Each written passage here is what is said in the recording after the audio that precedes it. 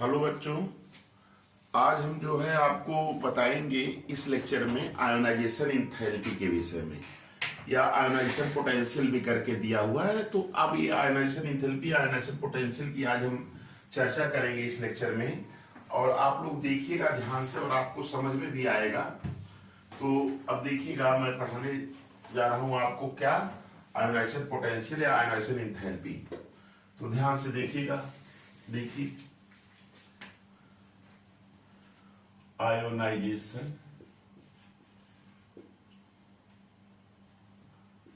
Ionization potential या ionisation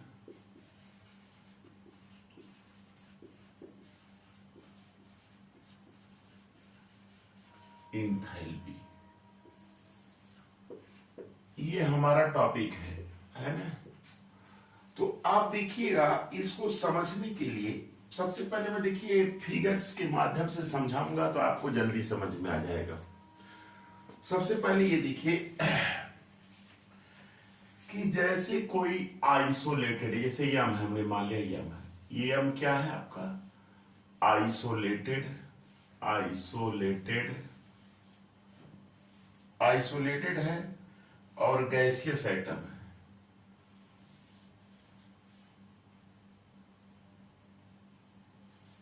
isolated gaseous atom है। अगर इसके आउटर सेल से, ध्यान से सुनिएगा, आउटर सेल से वन इलेक्ट्रॉन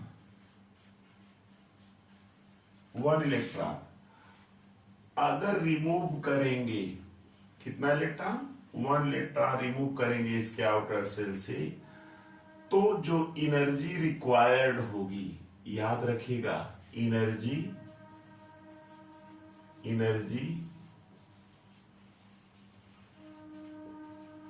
रिक्वायर्ड होगी, इसी एनर्जी को ही क्या कहते हैं, आयोनाइजेशन पोटेंशियल या आयोनाइजेशन एंथैल्पी। याद रखिएगा, समझिए, डिफिनेशन यहीं से बनाइए, मैं समझा दे रहा हूं, आप लिख लीजिएगा लेक्चर सुन करके, या अभी मैं लिख भी देता हूं। आइसोलेटेड गैसियस एटम के आउटर सेल से एक इलेक्ट्रॉन रिमूव करने के लिए, one electron to remove one electron remove करने के लिए जो एनर्जी रिक्वायर्ड होती है उसी को क्या कहते हैं, आयोनाइजेशन पोटेंशियल या आयोनाइजेशन एंथैल्पी। समझ में आ गया। आइसोलेटेड गैसियस एटम दिमाग में बैठा लिया, ये पॉइंट भूलिएगा नहीं। तो हम डिफिनेशन लिख दे रहे हैं आपको।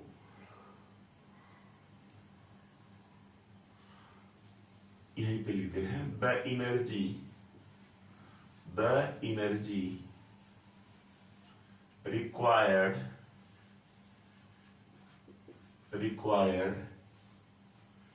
to remove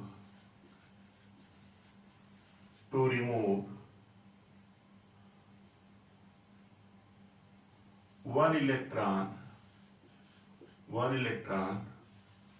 from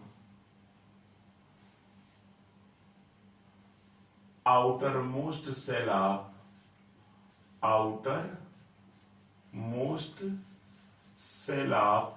of an isolated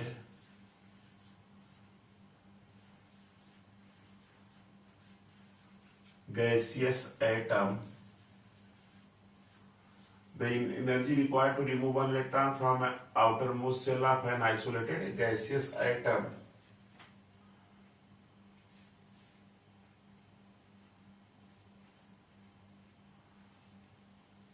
the energy required to remove one electron from outermost cell of an isolated gaseous atom is called,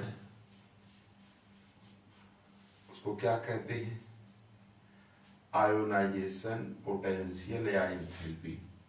ionisation नाइजेशन ENTH, उसको क्या कहते हैं? Ionisation enthalpy, ionization potential. तो दिमाग बैठा लीजिएगा कि आइसोलेटेड गैसियस एटम के आउटर सेल से एक इलेक्ट्रॉन रिमूव करने के लिए जो एनर्जी लगती है उसी एनर्जी को आयोनाइजेशन एंथैल्पी, आयोनाइजेशन पोटेंशियल कहती है। क्लियर? याद हो गया होगा। अब देखिए, इसको मिटा दे रहे हैं, नोट कर लीजिएगा। अब इसमें जो है, इसको मेजर किस में करते हैं? तो ये याद रखिएगा कि किताब में दिया है, इसको इलेक्ट्रॉन वोल्ट में मेजर करते हैं, है कि नहीं? इलेक्ट्रॉन वोल्ट, इलेक्ट्रॉन वोल्ट में मेजर करते हैं, या इसको मेजर करते हैं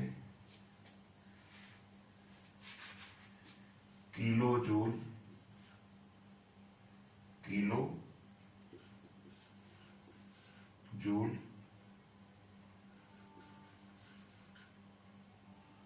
पर मोल, पर मोल ऑफ एटम, या इसको कहिए किलो जूल पर मोल, है ना? ये याद रखिएगा, इसको इसमें मेजर करते हैं। अब देखिएगा, यहां पे हम आपको बता रहे हैं सक्सेसिव आयोनाइजेशन एनर्जी, सक्सेसिव। चलिए इसको नोट कर लिए हैं, सक्सेसिव।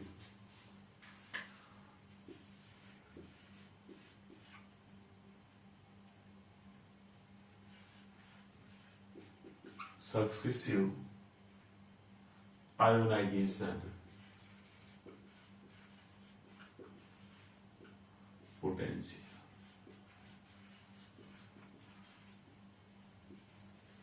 ये क्या होता है?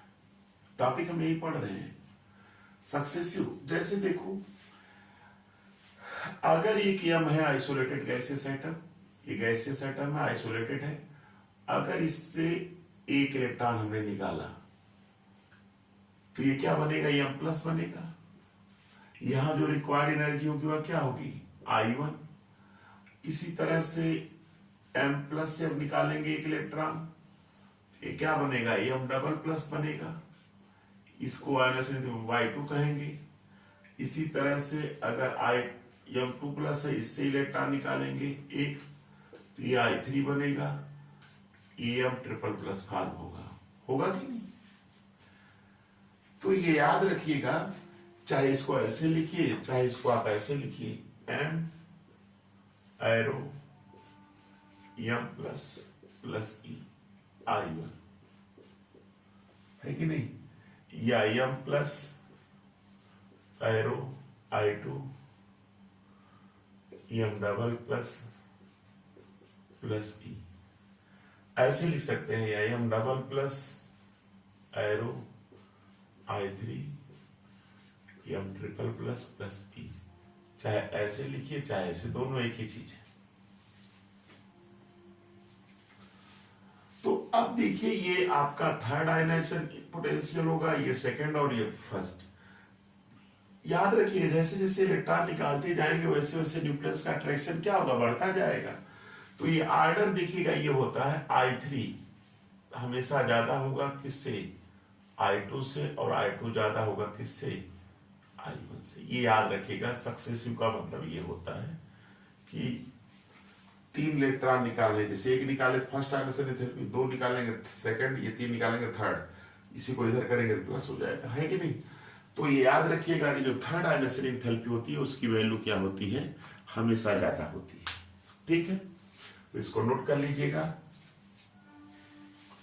अब देखिए, हम आपको बताने जा रहे हैं फैक्टर्स, किस पे ही निर्भर करता है।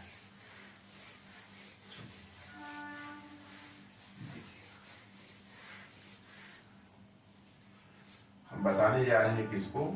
फैक्टर्स को बताने जा रहे हैं कि factors influencing affecting ionization potential, लिख दे रहे हैं फैक्टर्स अफेक्टिंग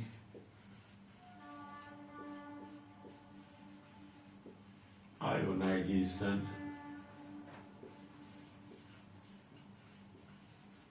पोटेंशियल। ये फैक्टर्स किस पे निर्भर करता है ये बताने जा रहे हैं, है ना।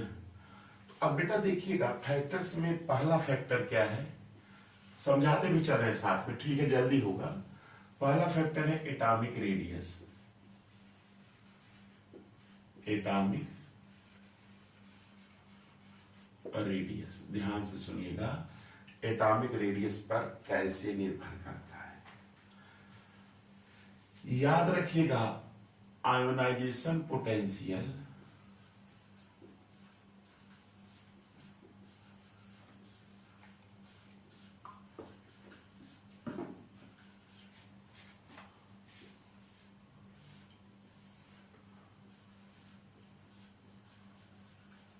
एटॉमिक रेडियस, याद रखिएगा ये कंसेप्ट मैं बताता हूं, मैथमेटिकली बता रहा हूं जिससे आपको समझ में आ जाए। अगर ये बढ़ेगा तो ये क्या होगा, घटेगा, अगर ये घटेगा तो ये क्या होगा, बढ़ेगा। यानी कि एटॉमिक रेडियस अगर डिक्रीज करेगा तो आयोनाइजेशन पोटेंशियल इंक्रीज करेगा। ये अगर घटेगा तो ये क्या होगा, बढ़ेगा। देखिए लेफ्ट टू राइट इधर चलते हैं, इधर जब चलते हैं तो ये रेडियस घटती है तो आयोनाइजेशन क्या पोटेंशियल क्या होगा, बढ़ेगा। क्लियर। ऊपर से नीचे रेडियस बढ़ती है तो ये घट जाता है। चलिए मैं बता रहे हैं, नोट कर लीजिएगा। ये दूसरा है, दूसरा क्या है, जेड इफेक्टिव। ये याद रखिएगा आयोनाइजेशन पोटेंशियल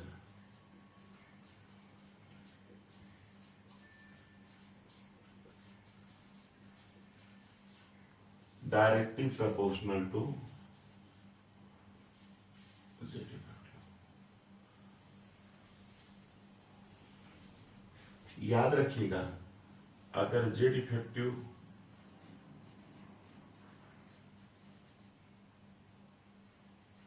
इंक्रीज करेगा तो आयोनाइजेशन पोटेंशियल भी क्या होगा, इंक्रीज करेगा, है ना। ये नोट कर लिए, दो फैक्टर हो गए।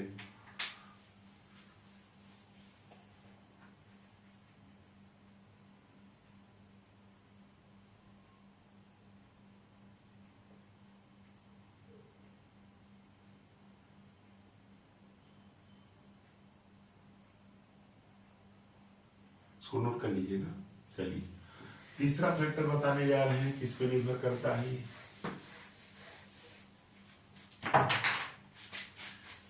Screening effect.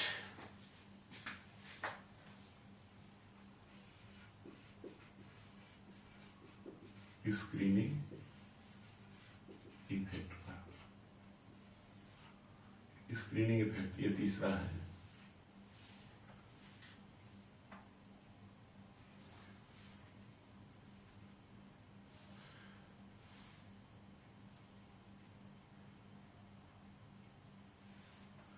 ये याद रखिएगा आयोनाइजेशन पोटेंशियल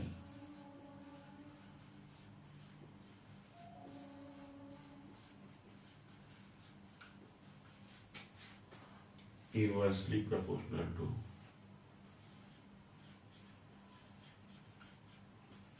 स्क्रीनिंग इफेक्ट, या inversely proportional to atomic radius. ये तो बता ही नहीं है आपको। अगर ये बढ़ता है तो ये क्या होगा, घट जाएगा। भाई ऊपर से नीचे चलने पे बढ़ता क्या जाता है ना, तो ये घट जाता है। तो ये बढ़ेगा तो ये घटेगा, ये घटेगा तो ये बढ़ेगा, ऐसे समझ लीजिएगा। चलिए फोर्थ बता रहे हैं।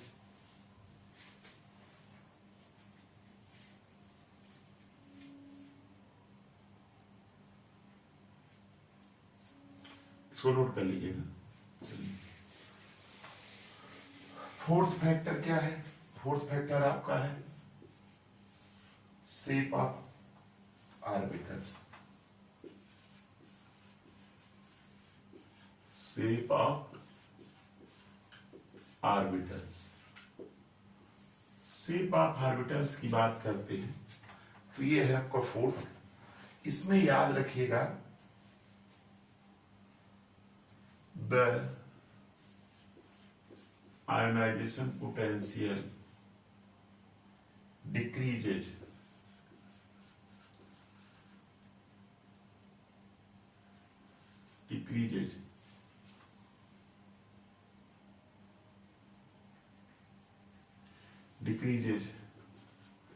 इन द ऑर्डर। क्या ऑर्डर होता है? वही होता है S P D F, S P D F. याद रखिएगा यस इलेक्ट्रॉन जो होता है, यस इलेक्ट्रॉन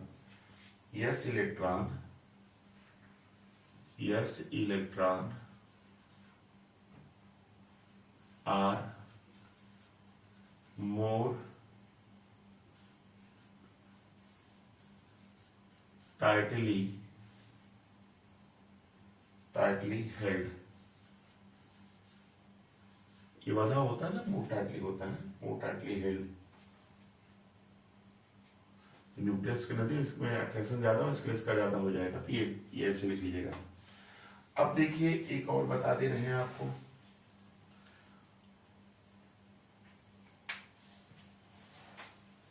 ये नोट कर ली। चलिए पांचवा फैक्टर बता दे रहे हैं,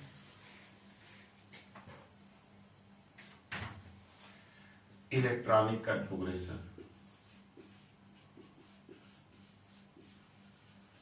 electronic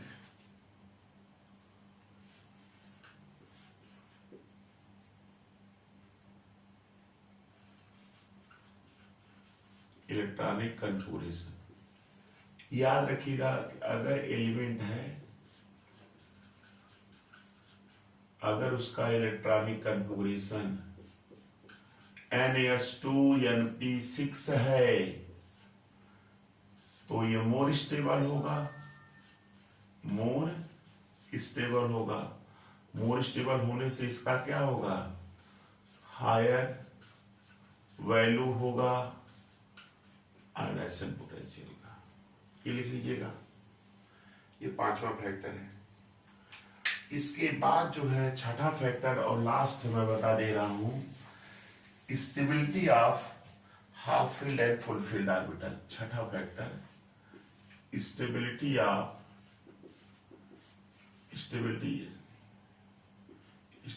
of half filled and full filled atomic orbitals. Half field और फुल फील्ड एटॉमिक ऑर्बिटल्स की स्टेबिलिटी याद रखिएगा। जैसे बेटा आप ये दिमाग में बैठा लीजिएगा कि जो स्टेबिलिटी होती है, सबसे ज्यादा स्टेबल ऑर्बिटल कौन होता है? फुल फील्ड होता है, इसके बाद हाफ फील्ड होता है। ये फुल फील्ड और हाफ फील्ड क्यों स्टेबल होते हैं? तो ये दिमाग में बैठा लीजिएगा, due to symmetrical nature and due to exchange energy, इसलिए इनकी स्टेबिलिटी ज्यादा होती है, एक्सचेंज एनर्जी और सिमेट्रिकल नेचर की वजह से। तो ये दिमाग में बैठा लीजिएगा, जैसे कोई कन्फिगरेशन ये है, यस ऑर्बिटल में अगर पूरी तरह से भरा हुआ है और यस ऑर्बिटल में ऐसे है हाफ फील्ड, तो ये क्या होगा? मोर स्टेबल होगा, मोर स्टेबल इलेक्ट्रॉनिक कन्फिगरेशन। इसका आयोनाइजेशन एंथैल्पी ज्यादा होगा, इसका क्या होगा? कम होगा।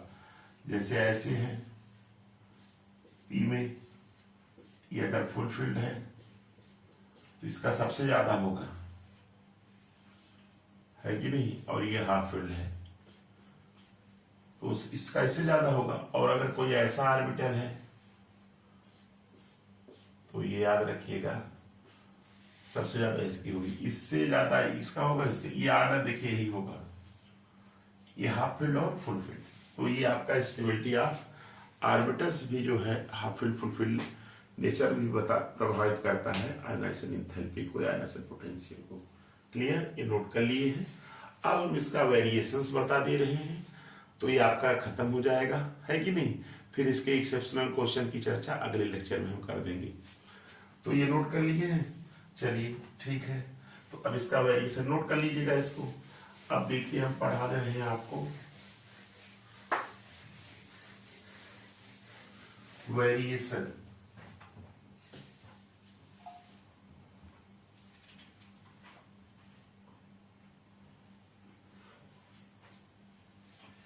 Variation in group and period.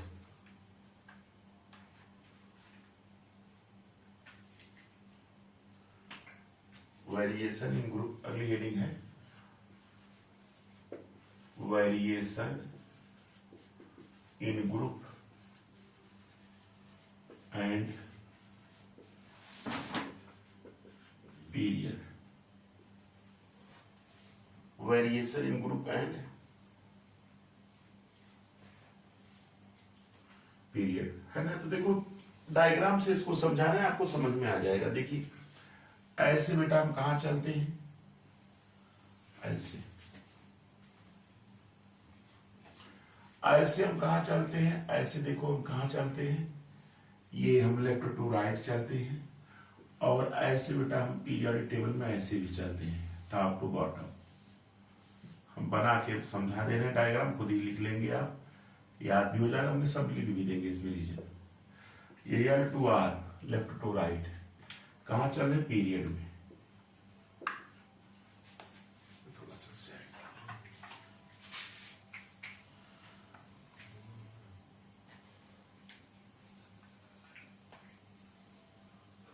Left to right, ये कहां चलते हैं,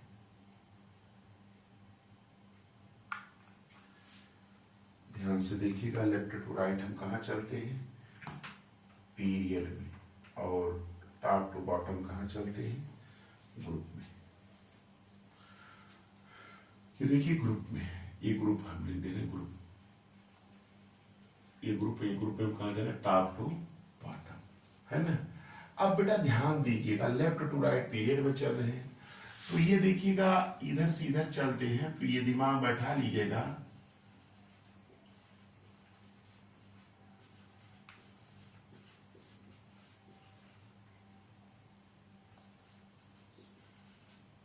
आयोनाइजेशन पोटेंशियल,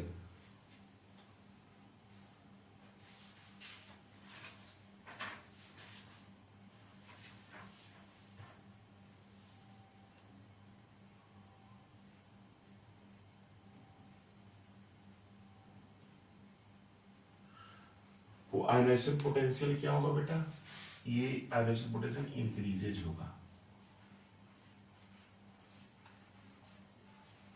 इंक्रीजेज। इसका रीजन बेटा क्या लिखेंगे, रीजन, आर रीजन। रीजन पहला रीजन लिख देंगे एटॉमिक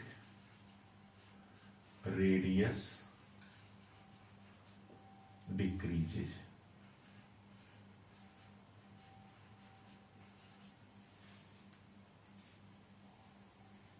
डिक्रीजेज क्यों, क्योंकि देखो ionisation potential inversely proportional to atomic radius होता है, अगर ये घटेगा तो बढ़ जाएगा। दूसरा Z effective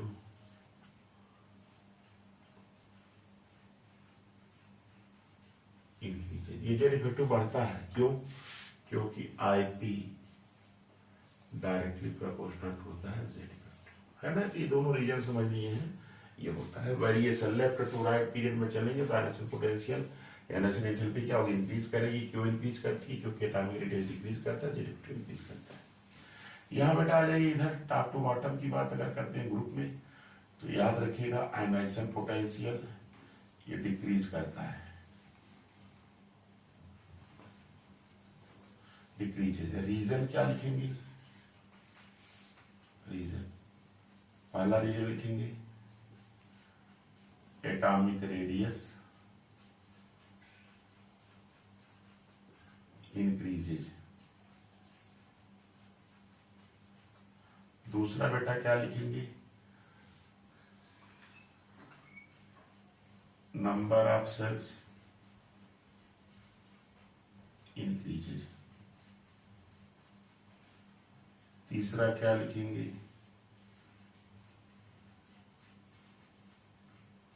screening effect increases. तो ये आपका इस तरह से इस लेक्चर में आयोनाइजेशन पोटेंशियल, आयोनाइजेशन एंथैल्पी का ये टॉपिक आपका इस लेक्चर में कंप्लीट हुआ। आप लोग इसको देखिए, लाइक करिए, सब्सक्राइब करिए, फ्रेंड्स को शेयर करिए। थैंक्स।